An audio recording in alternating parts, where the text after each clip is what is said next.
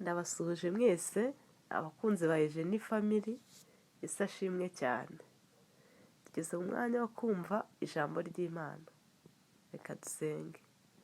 Turagushimye Data wa twese uri mu ijuru, tugushimiye uburyo uri Imana ikiranuka, tukaba abantu wiremeye, tukishyize imbere kugira ngo ibyo ushaka abe ari byo biba kuri twebwe mu izina rya Yesu.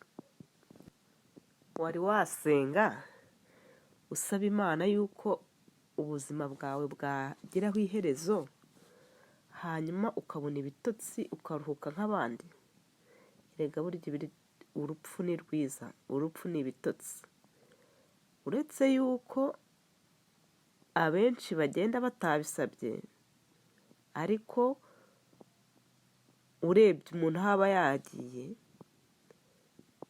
wavuga ko ari kuruhuka ugereranije n'iyo dusinziriye nijoro. Niyo mpamvu Imana narwo yarushyizeho. Ntabwo yarushyizeho buriya itwanga, nubwo turira cyane, ariko uwagiye ku Mana biba ari byiza.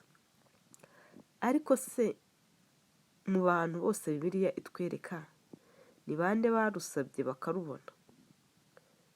Ese twebwe tukiriho, urusabye rushobora kuboneka?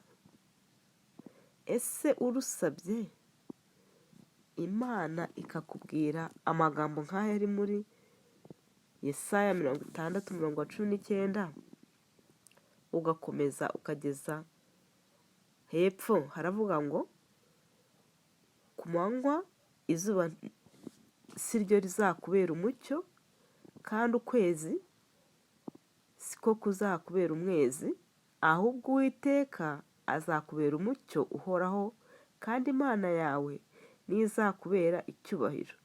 Izuba ryawe ntirizarenga ukundi, kandi ukwezi kwawe ntikuzijima, kuko Uwiteka ari we uzakubera umucyo uhoraho, n'iminsi yawe yo kuboroga izaba ishize. Kandi abantu bawe bose bazaba abakiranutsi bazaragwa igihugu kugeza iteka ryose. Bazaba ishami nitereye, umurimo w'intoki zanjye umpesha icyubahiro. Dukomeze. Umurimo w'intoki zanjye umpesha icyubahiro, umuto azagwira abe n'igihumbi, uworoheje azaba ishyanga rikomeye. Jyewe Uwiteka nzabitebutsa igihe cyabyo nigisohora.